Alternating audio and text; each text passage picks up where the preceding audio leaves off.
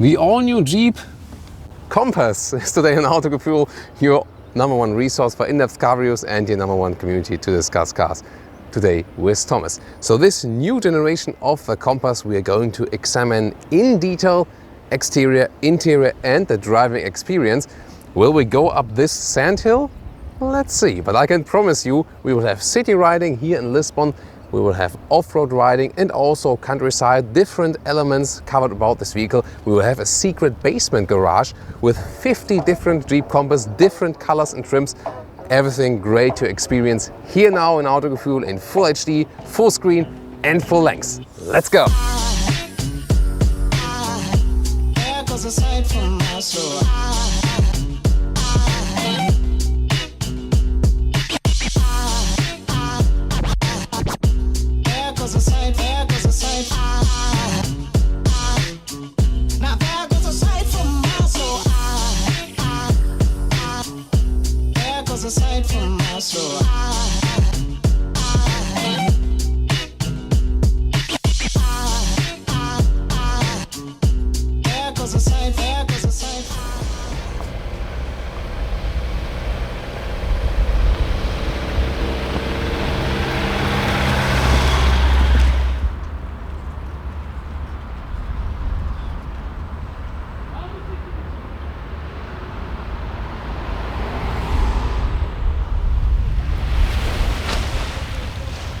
The new Jeep Compass starts at about 25,000 euros in Germany and about $20,000 in the US. But you know, it's the difference that in Germany we always have the VAT, the Mehrwertsteuer, included in the price.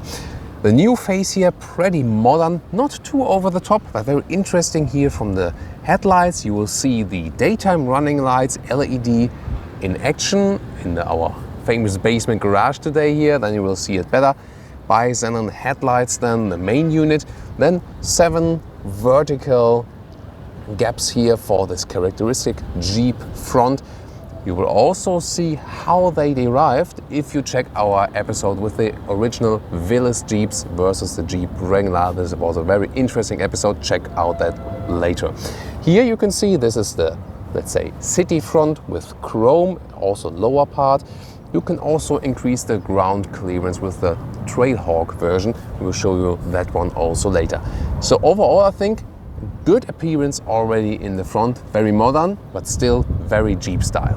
4.42 m or 14.5 is the total length of the Jeep Compass, just a little shorter than the previous generation, but not too big in the difference. It sits on the platform the same as the Fiat 500X and the Jeep Renegade.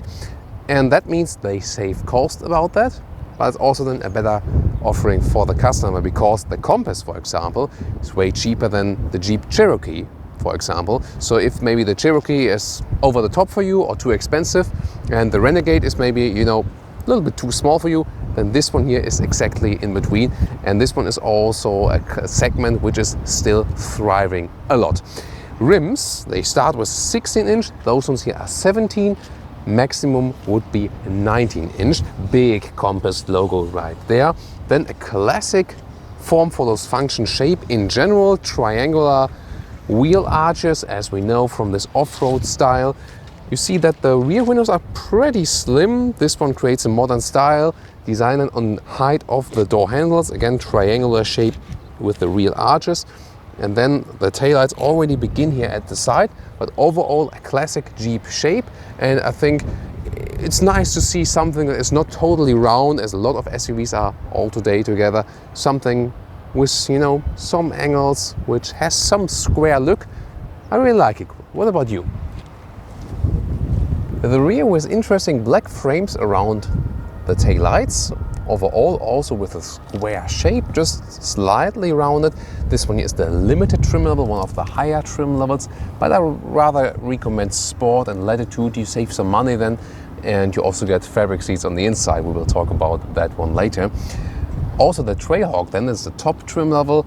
This one then comes with more ground clearance. I mean, for a compact SUV, this one has already some serious ground clearance, but then with the Trailhawk you can get plus 2.5 centimeters then to 23 centimeters of ground clearance. And what I really like is that they have put some emotional just little small details on that vehicle. For example, here we see our little fella Nessie, you know, the creature from Loch Ness, just here at the tail, at the tail window. So really funny. Why not being a little bit playful?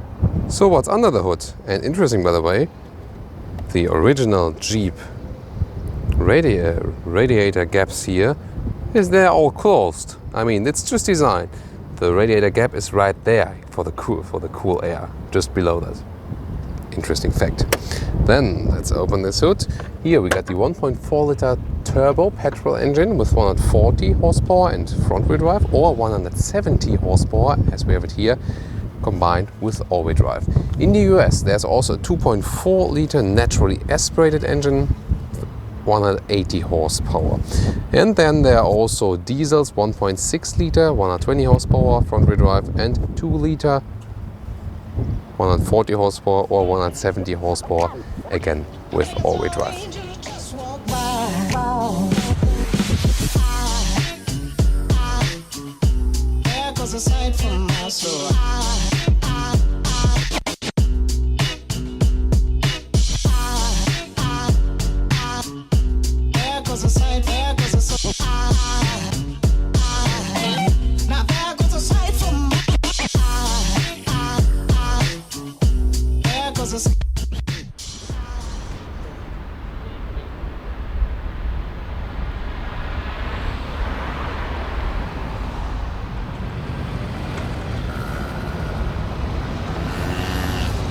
Pretty thick Jeep key, and should you need the manual option once, this is the way you can do it. Other than that, you can open and close it right here, or also with the keyless entry button right there. So pretty solid also from the door closing sound. And this one here is the limited trim, and we got, for example, also soft plastics here on the upper part. This one's, I think that should be leatherette all. And the window buttons, they have a sharp edge if you grab them from below. That shouldn't be done actually, but other than that, all four on auto. Then some place for bottle holders right there. And about the trims, Sport starts with fabric seats, then Latitude has fabric and leatherette mix, so fabric inside, leatherette outside. And then for Trailhawk and Limited, the two highest trim levels, you can get, for example, this fabric animal skin mix. So this one here is supposed to be then real animal skin. I prefer then this in the Latitude version, it makes more sense. And this fabric here is, it's not that sticky, by the way. So the base fabric would be a little bit stickier. Might also be good then for riding. The design, I think, is pretty attractive. It also has a bigger premium look than the Jeep Renegade. You see some of the elements from the Renegade. Also the steering wheel is alike, for example. But again, from the first impression, it has more premium feel, more, from the other Jeep vehicles. So that's, I think, the basic difference so far. So let's get inside. And it's an SUV, so you would like to appreciate the high seating position, and you do have that. You have basically a good overview, just a little bit limited that the rear windows are pretty slim. But overall, it's a comfortable seating position, good for the city because you're relaxed, also for countryside riding. Yet this vehicle is not too bulky, so you will get along also in narrow cities. The seat here has a manual control, but it's all well done. Like this also here for the rear, front like this. Also the steering wheel can be put in all four of the directions. It's really thick, and conveys this massive off-road feeling. So why not for such a vehicle? It is the brand anyway, and so why not doing it? I'm 1.86 m or 6'1". That leaves still a lot of headroom. And overall a spacious feeling here in the front. I don't think you would need more space. It could also be a reason to say, yeah, I know, I won't go an SUV above. This one is already enough for me. Cockpit overview, as we see it right here.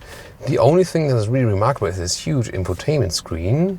Other than that, you see some design elements, for example here, as you can see, it's like triangular, or this trapeze trapeze wheel arches you can see on the top of the dashboard. By the way, here also little softened up plastics also above the instruments. 5, 7 or 8.4 inch for the screen, so this one is the biggest that is available and that one is dominating the interior. Soon more details to that. Then we got this sick steering wheel, as we mentioned initially, with some buttons right here. They're also all okay. As for the build quality, right side for the ACC, left side to control the instruments. Soon more details also to those instruments. Then below the infotainment screen, we have, for example, volume button and pretty placed way below here for the vents and for the temperature unit. You have to do that blindly, basically, when driving. Maybe that could have been put a little bit higher. And then in the lower part, we have the main USB socket for the driver, also a 12-volt DC. We have a driving mode selector for the off-road drive, for example, with a central differential lock. Also snow, sand and mud mode. This is about the distribution of the all-wheel drive from front and rear axle, and also about the stability systems. This one near the automatic gearbox with a long gear shifter, but I'm pretty fine with that. So the electric handbrake, and also you can turn off, for example, the start-stop function. Cup holders with rubber pads, so they adapt to different sizes of bottles, so why not? And then we have this middle part with the armrest, and well, you can put something right in there. However, it's a little bit loose right here in our interior build quality check, so that is some room for improvement for the Jeep engineers. So we can agree on that there are more premium compact SUVs, that's for sure, here with the interior build quality, but we can see some of nice elements right there. For example, this foam or fabric cover underneath the steering wheel, also cut out for the column here right there. And sometimes vehicles are pretty open in this part here, and then you can even hurt yourself. And that's being prevented right there. I think nice that they paid attention to detail here. Instruments, 2 round gauges and a big screen in the middle part. And this one here, by the way, for the RPMs you see the check engine light. That is nothing that the engine is broken. The same with a lot of different brands. When you have the ignition turned on, check engine light says, me, the light, I'm working. But when I start the engine, then it's gone, you know. Only when the engine is running and then you have the check engine light, then something is terribly wrong. And here in the middle part, you can also have a digital speedometer, for example. You can easily switch between kilometers and miles per hour.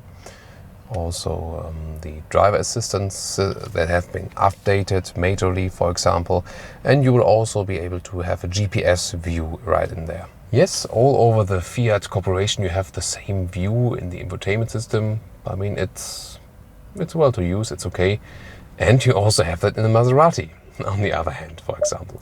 The climate, you can still control it manually with the buttons, but it's also possible to do it with the screen, so that's basically redundant. You can also have it here in different ways, so I mean, why not? Heated steering wheel is also available, and also heated seats. And the phone you can pair here via Bluetooth, that is possible. And what's also interesting, if you're in this media view, for example, select your connected devices, you still have a small GPS screen while you're maybe guiding in a route guidance, so also a nice idea. Rear seats, you see the doors open almost 90 degrees. That ensures an easy access. And this one is here also the difference to the Jeep Renegade. The car is longer and then also leaves some knee room here. So pretty okay for 4 adults to sit here, also headroom wise if you don't have a panoramic roof. And you might remember the Jeep Renegade review where we didn't have so much room right there.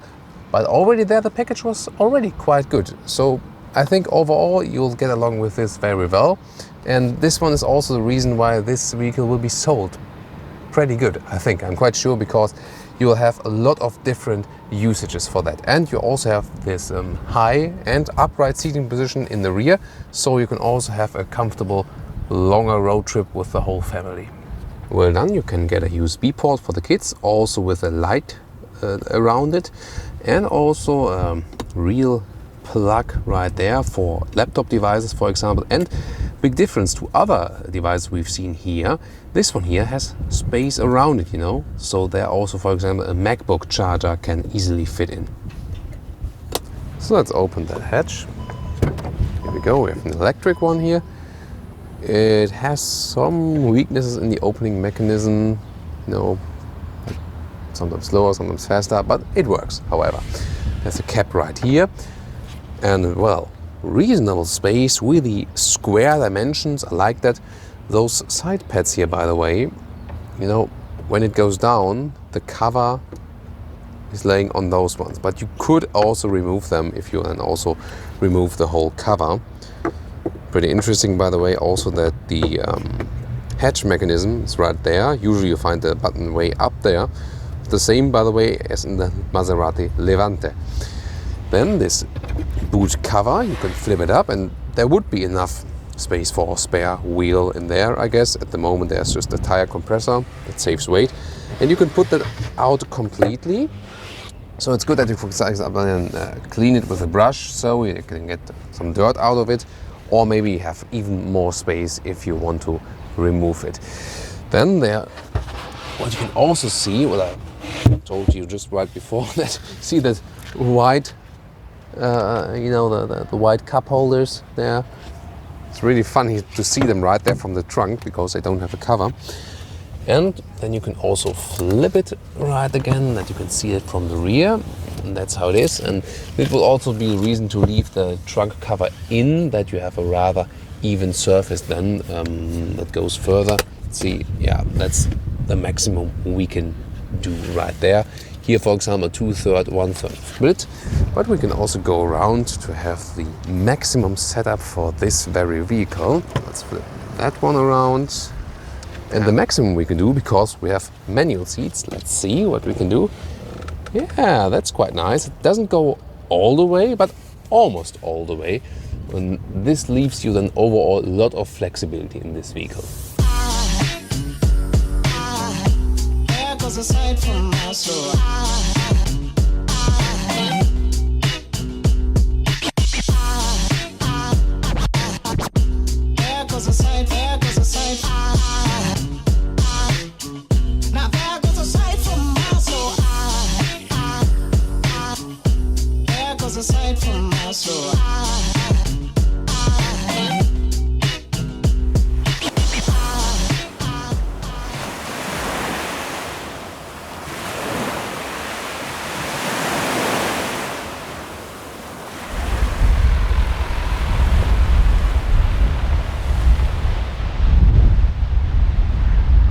And with a fresh breeze here at the coastal side, let's take a look at the Trailhawk version, which features this wrap here, this black wrap, which is not only for design purposes, mainly that you're not blinded by the light when you're driving off-road, when the sun is coming here like this, for example, that's not reflecting and maybe, you know, that you oversee some obstacle. Also, we have, for example, the Jeep logo and also the covers here for the fake grille. They are all in dark, so not chrome. This one here creates a dark, evil off-road look, also with those two color rims with the black contrast, also 17-inch here. And then the biggest difference is the approaching angle. Here it goes like this, as the other one was like this in the lower bumper side. Here you have more approaching angle, and you will also see it very well when we go into a basement garage with so many Jeep Compass at once. Then you see the direct difference. Also the dark Jeep logo in the rear, just a Trailhawk logo, that one is in red then as a contrast, and you got this tow bar right there. Hopefully not that you get pulled out, but that you can pull out other people getting stuck. And let's take a look at the interior of the Trailhawk. You can see a black dark style right here, but with red contrasts, for example, around the instruments, also around the gear shifting lever, and a lot of red contrast stitches. So that's really nice, and what I prefer best is that we do not have the glossy cover here around the infotainment screen, but a matte one. And that one here is not collecting fingerprints, so I definitely prefer that one. So interesting that they have some different stylings then for the different trims. So this individualization trend is going on. The seats again here with fabric on the inside, animal skin on the outside. As I said earlier, with Latitude you also get then the leatherette mix, which makes more sense. And also very nice that you can pull up the seating area and have some storage space beneath the seat. And here's Easter egg number 2 with some tire trail right there. What a nice detail. And now I'll stop showing Easter eggs because I've promised our Jeep colleagues that I will not show everyone because the customers still want to discover more of those 5 Easter eggs. Maybe let's discuss the Easter eggs in the comments. If someone of you then, maybe as a customer, if you have a Jeep Compass, found the rest of the 5 Easter eggs.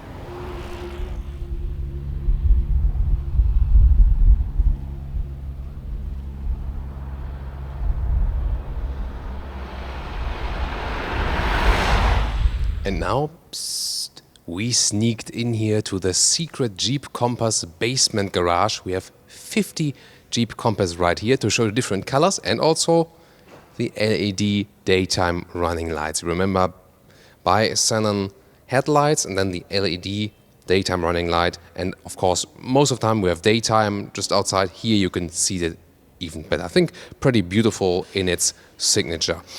We had this red pearl car here, wine red, you could call it that way. And then let's show you more colors. For example, here in a dark blue, that would be probably my pick. Or will it? Because there's a Thomas Blue car coming up as well. So let's dig deeper into the colors and also into different trims. Yeah, those two here are the very same color, but very interesting to see. You see the lower part here. This is a city bumper with chrome. It's more than SUV style and not with the biggest approaching angle. But then again, if you take a look at the other vehicle, this one here is the Trailhawk version. And this one here features more off-road features. Also off-road gear reduction and stuff. And also here, there's a bigger approaching angle. You see here, where the other chrome part would be like here. We have the approaching angle right there, that you have better off-road capabilities. And this is the basic difference you can very well see at those two vehicles when you compare them directly here, even in the same color. And let's start here with more colors in the military green and also with a wrapping here, contrast black wrapping. And also Trailhawk, you see the bigger approaching angle there again. Then back to our red or wine red or pearl red car here, then with a black contrast wrapping. If you like it, do you like it? Tell me in the comments. Again, bigger approaching angle, Trailhawk. Then no Trailhawk, and this one is my total favorite. This color we call Thomas Blue. Of course, it's called different, a Jeep. But such a lovely color, such a bright blue. This one really screams out. And I think it's still very elegant, especially then here with the chrome contrast in the in the Jeep front grille. Here also with a normal city SUV look. As I'm not usually going off-road with, when I'm riding at home, that would be perfectly fine to me then too. So this one here from the exterior, my absolute favorite. What's yours so far? Then white here with the black contrast wrapping as well. Also Trailhawk. Then again 2 red ones, and then you can see the direct difference without the wrapping and with the contrast wrapping. I would rather leave it out. I think car looks more elegant without the wrapping. Then we have a dark gray. What about that one? This one will be sold pretty often, I guess. Gray is sold very, very often. Then we have another dark blue one, and there you can see it has more elegance than the brighter blue one, but maybe a little bit less emotion. Then we have a white one from the rear, as it is parked here right now. And there we go again with a dark red one. So this is one line, but there's more. Tell me in the comments, who realized that this was another vehicle as I was showing it from the rear? That was a really tricky one, right? This is a Jeep Cherokee, not a Compass. Did you realize it before when you saw the rear? Put me in the comments and tell me if you have realized it or not. Would be very interested. So an orange one is leaving the basement garage. Let's continue with black. Haven't seen that one before. Then we're here again with the dark gray. And then also my favorite blue with the contrast wrapping. But again, I'm not really a fan of the contrast wrapping, are you? What a beautiful color still again. And then we're back again with the gray vehicle. Here again the Trailhawk version, more approaching angle, and back again to our wine red car. So definitely a lot of colors we have seen here today. I always love to show you so many different colors because that's also, you know, a big part of your choice when you buy such a vehicle. If you enjoyed it, put a thumbs up.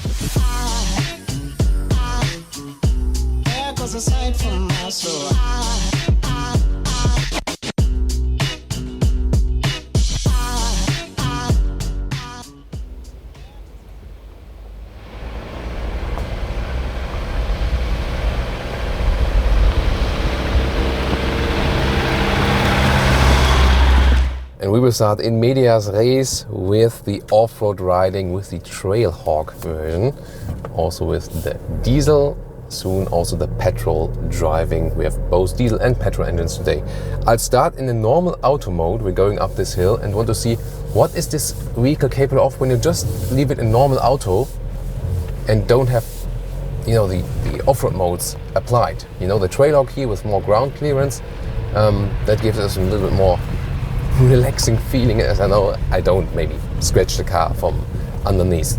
Off-road riding, don't put the thumbs in the steering wheel because you see the steering wheel, it will move itself, and at some point it move itself pretty hard and then your thumbs get dislocated. So here in this case, thumbs on the steering wheel and keeping the steering wheel tight, of course.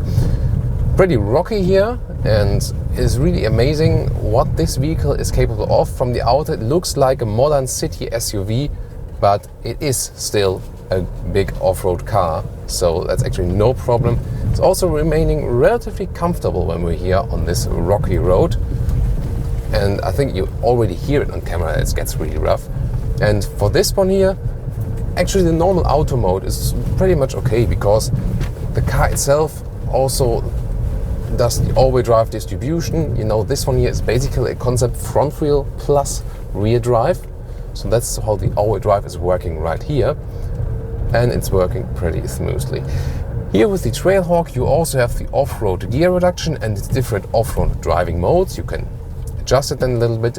In our very initial action scenes you have seen that one with the sand, where I was, you know, rolling the sand around. There I was indeed in sand mode because the sand mode allows us to draw the electric stability control a little bit back and then to have more wheel spin, because in sand you need a certain, not too much, but a certain amount of wheel spin to get forward anyway, because otherwise the ESP would rule everything down. And you see on my, you know, how I get shaking around, and Jonas, our cameraman for the day, of course too. And because, you know, when you see that on camera off-road from the outside and also from the onboard cameras, it always looks like, you know, that looks quite nice, but that's it. But when you sit inside here and really experience it yourself, it's really rough stuff. Of course, there are people out there who are big off-road kings and always say, this is just soft off-road. Yeah, I know. There are always people who can do so much better off-road and go over the most fierce obstacles ever. So yes, this is soft off-road, just to, you know, for the consciousness. So now we can go a little bit faster also. Now it gets more gravel-alike. It was really fun to drive off-road here. Of course, my favorite discipline is sand and ice, because I like drifting on sand and both sand and ice. That was, I mean, yeah, there are several ice driving episodes on Autogefühl. Also, we have had the Audi Q5 in, for example, in the sand, so that was also pretty interesting. So now we are also approaching the next obstacle section.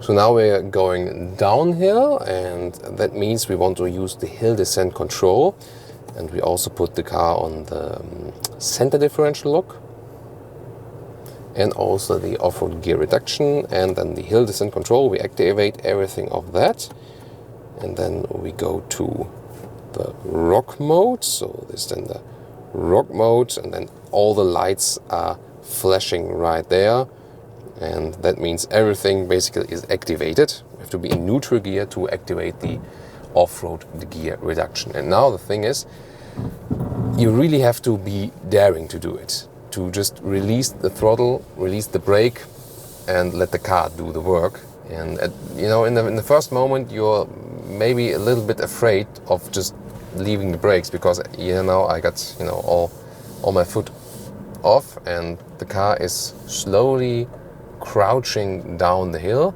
It is actually the safest way to do it, but beware and be sure that you have activated the hill descent control.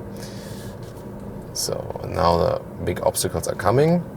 Let's just see if I can do anything with the cruise control, because at Land Rover there's a feature that you can use the cruise control then to increase or decrease the downhill speed. That is a nice feature, but obviously not the same way it works here. Yeah, cruise control unavailable in 4VD low. Exactly, yeah, so that's not the feature here. But I mean, it's going slowly downhill now, and now, for example, the brakes have blocked once, stopped completely, now over this big rock, and then you can really relax also when it's going really steep down here.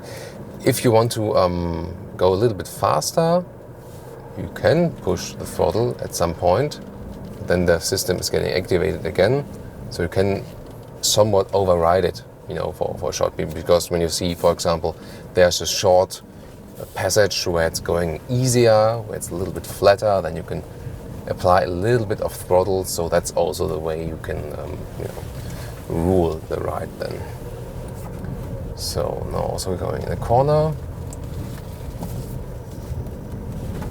See now, for example, when I want to drive slower again, just leave it, let the vehicle do the job. And you can see when I'm already rolling a little bit, we're also going faster downhill. So I think the vehicle realizes, okay, when I'm basically starting at standstill and just let the car roll, that I obviously want to drive as slow as possible. The off-road gear reduction, by the way, if you haven't heard about that one, you cannot drive big speeds, no high speed with that possible, but it's the purpose is that you have more power basically in the very low speed areas, that you will get up any obstacle. This is the basic means of it. Of course, you only need it when you have very steep uphills and slippery ground and stuff. So let's go uphill here, really enjoying it in the off-road part. Now getting to the next obstacle. So now it is about transaxle, and I want to do some very interesting thing now. First, I want to do just the auto mode, and then for the second turn, do it with the center differential lock. It's also very narrow here, and that proves the point that this vehicle, it's not that broad actually, not that wide, and that is a big advantage here also in very narrow road. So there's also one guy helping me, an instructor. So now going on with the first one. I have to go out here. Out here? Okay. There we go. So, and that was actually no problem at all. So you, at some point, also felt that one wheel has been lifted in the air. And it also again proved the point that even if you just leave it in the auto mode, if you don't have this center differential lock, it still does the job. So nowadays with those modern off-road vehicles, basically you can just leave everything as it is. So, but of course, we just try to feel the difference. See, going a second time, and then put it here to neutral, then put the all-wheel drive lock in there. So that's it. And I also know where the way is actually going, so probably it will be better anyway a little bit. But let's just see if we can feel something. Because now also with the center differential lock, we actually have almost even distribution, 50% in the front, 50% in the rear. Let's see if that helps us at any point. So now we go straight here, also slow. We have to go steady, slow but steady. That's, you know, that's the off-road point. So instructor's helping us. Now also one wheel is lifted again. Here we go. And thank you. Jonas, did you feel any difference now in the... Not really. No, not really. So, I mean, it's good to have it for very fierce off-road situations for sure. But again, main point for off-road riding today, you can also trust the vehicle with all the technical off-road innovations.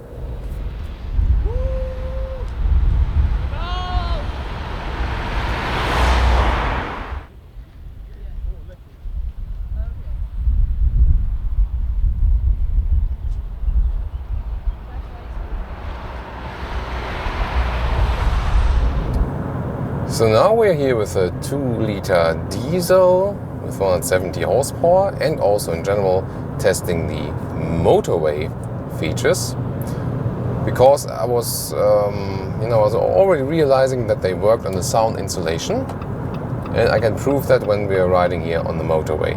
So we're about 100 kilometers now, 60 miles an hour, and it's really very silent here.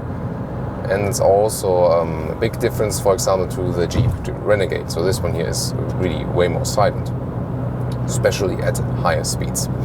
This 2-liter diesel engine, when you keep it in the normal automatic mode and, for example, ride up this hill, you do lack a little bit of power when you're not really pushing the throttle. But you can, of course, push it, then the car shifts down, and then you also get enough acceleration.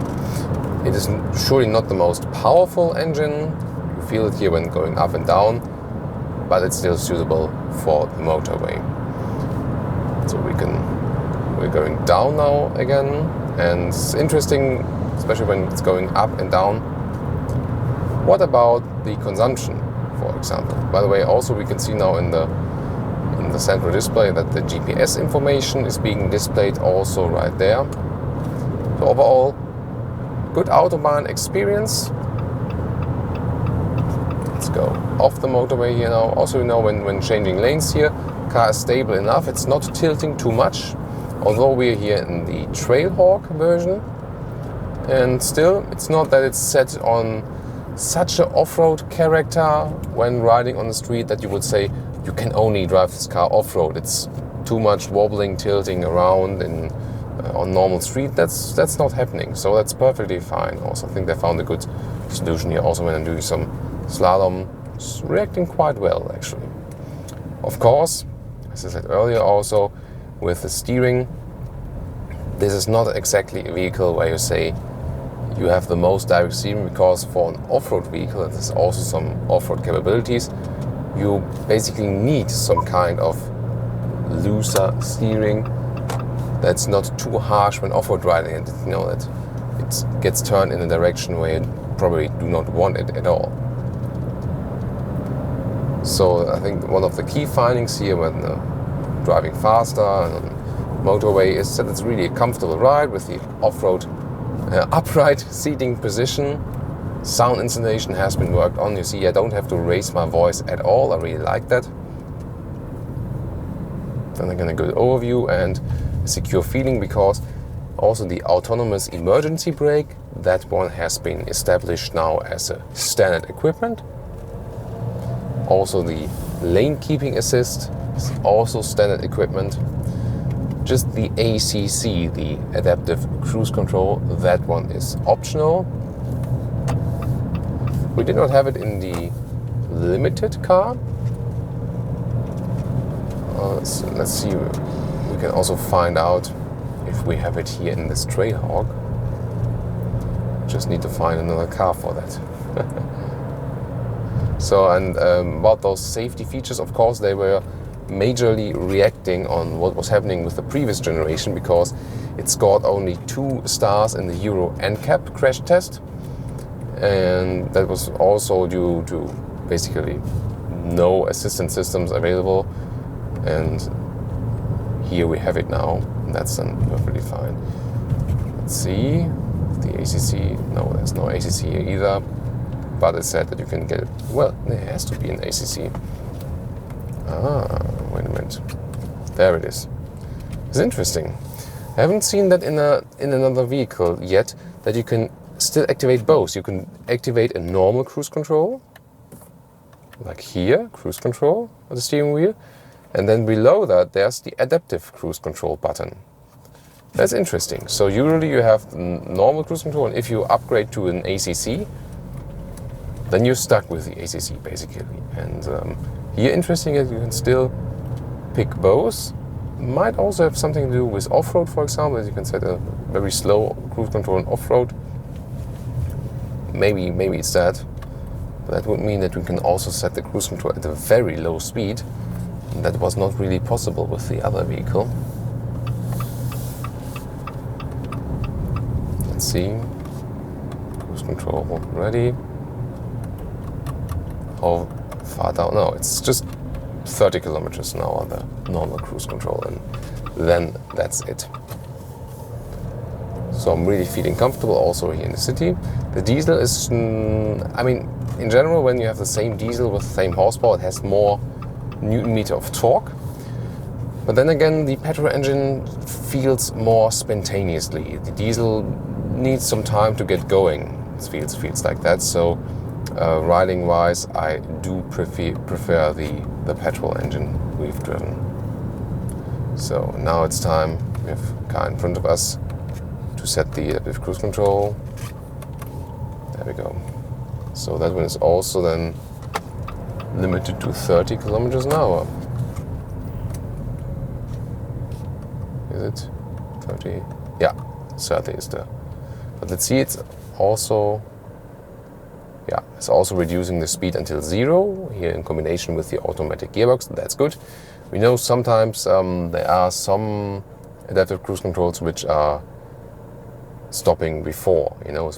I mean, when it's combined with a manual gearbox, yeah, that makes sense maybe in a way, because it would stall the engine. Of course, the best is a combination with the automatic gearbox, then it also goes until 0. So let's go again. Let's set it here. Let's see how it works. Now I'm doing nothing. Speed is reduced. Now speed is increased again. Works pretty smoothly. All engines are, by the way, combined with the 9-speed automatic gearbox. It is developed by ZF, this quite known supplier, automotive supplier, and then Jeep is building it. So this is a concept where you have the development work by the supplier, then they are giving those license fees, and then Jeep is building them on their own. It always has to do, you know, with how many pieces have to be built, and in this case, obviously, they decided together to do it in that way. And we know it from ZF automatic transmissions, this automatic converter gearbox. They do a quite good job always, so we never have any complaints about that. When you keep the car at low speeds, you can hardly feel the shifting process, and I think that's really good. So it works really smoothly. Here going over some city bumps, by the way. That's always fun in a Jeep, because you know, when you have other normal vehicles, then you feel always annoyed by it. And here, when you hit a city or a street bump, then you say, hey, yeah, let's go. That's a challenge, you know. I really want that, because that always gives you some kind of obstacle feeling. And in this vehicle, it's fun to go over obstacles. Do I realize in city driving now, by the way, that this vehicle here, the Trailhawk, is 2.5 centimeters higher? Not really. It feels pretty much the same as the Limited we've driven. And so, that's not the crucial aspect. Crucial aspect is really going off-road. So you're gonna need the Trailhawk, or want to have the Trailhawk, if you really go off-road and want to have this different approaching angle. That one is really important, that you don't damage the front bumper. And other than that, if you're not going off-road or just hitting some gravel roads and stuff, then you'll also be just fine with the normal. So, and what about consumption? We had some motorway and also some city driving, and then we drove pretty calm, and then we'll end up at the moment with 6.5 liters on 100 kilometers. And if you would use the petrol engine for the very same stuff, you can always add about 2-3 liters. Then again, the question is, how many kilometers a year do you drive? The petrol engine is a little bit more fun to drive. It does consume more fuel. Yet again, we know about the emission problems of diesels. And of course, the diesels are also in general more expensive. They only pay off if you're really driving above 20,000 kilometers a year. So that's it for city, street, motorway impressions of the Trailhawk, here in this case with a 2-liter diesel.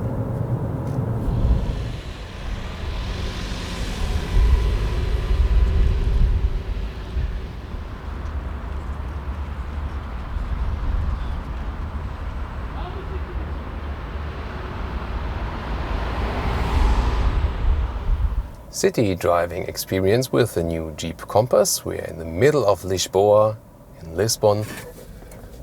So special greetings again to all our viewers from Lisboa. We have a lot of Portuguese viewers as well. They're always happy when we are here in their city.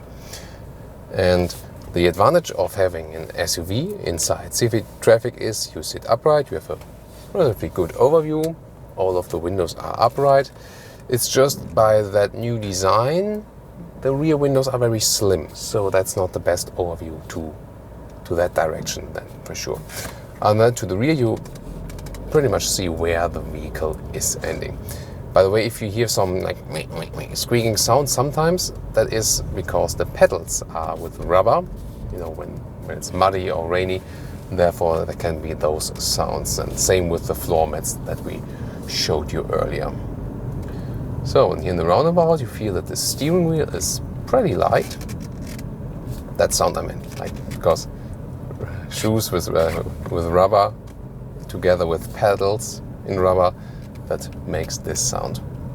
So the steering itself is pretty light, and also when you're in the narrow streets, don't have any problem. You feel very secure in the vehicle. They've also improved safety systems and so on.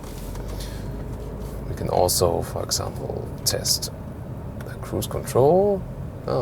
Below speed minimum. Let's see where it is. Should be around 30, I guess. Let's see. No. 90 miles, 30 kilometers, 90 miles per hour. So we have the speedometer set to miles per hour at the moment.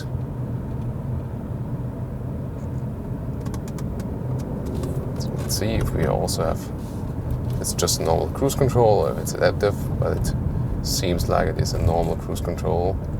Yeah, it is, so it's not keeping the distance.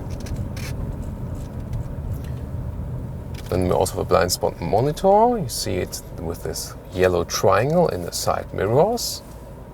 You can also electronically adjust them if you want to have them a little bit lower or higher. I'm glad that in the European version we do not have this objects maybe closer than they appear sign in the mirror. And in traffic, of course, when you're stuck, you also want to have good climatization, and we have that running here at the moment too, and so far it's doing a good job. You can also turn it up, but then also the engine starts again, so no start-stop available then when the AC is running at full power. That's also a pretty normal thing. We are driving the small petrol engine, the turbo petrol engine I've mentioned earlier, with 170 horsepower. Of course, this one is suitable for city traffic. We do not need a diesel for this rather small car. It's still a compact SUV. It also doesn't feel too big, actually. It is somewhat a little bit different driving feeling as in the Jeep Renegade. The Renegade felt, well, it is shorter and it also felt shorter. This one you do feel you have something more, in front of the hood and also more behind you. you do feel the difference actually. The turning indicator sound feels, it makes a little cheap sound, don't you think so too? I think they could have done that better a little bit. Other than that, it's really a perfect vehicle for the city because you're always in control. It's very easy to handle and really relaxing, especially when you have narrow roads like we have in a lot of European cities. Then you don't get stressed so much. If you know there's having a big SUV and you don't know where to drive actually. So this one is doing a pretty good job in here. Also at lower speeds, you see there's pretty good sound insulation. That is a massive improvement if you compare it to the predecessor generation. Now some cars passing by, hardly hear any sound. That is definitely remarkable as for that one. So we got the automatic transmission here. I also like that for city traffic. You can,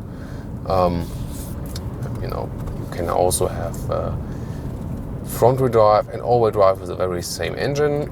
All-wheel drive in the city, we do not need it that much, but of course, off-road, that is really helpful. Let's see if the steering wheel has some dead zone here in the first angle. Doesn't have too much effect, so it's not exactly a sporty steering wheel. Some firefighters running around the street.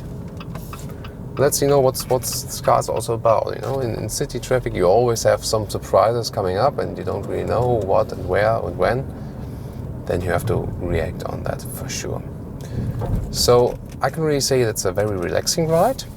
It is comparable to the Jeep Renegade, so you do feel it when driving that they both share a same platform. This one here, of course, better if you have people in the rear, for example, that they have more legroom, then this one here would be definitely a way to go. But the vehicle itself still feels very compact and not that bulky. And again, this can be really crucial, especially for cities like this here. So let's see if we can go also a little bit faster maybe. The bus lane is also, there's some kind of tuk-tuk overtaking us now. Now we're getting to an uneven road. Some single stones right there. Always good to test. It's the camera making sound, by the way. Suspension in general is set very soft, as we know it also for an off-road vehicle, and that's also good that it is.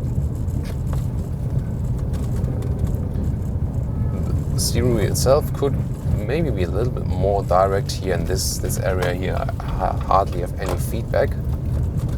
But however, you don't need any power in your arms to be able to control that very well.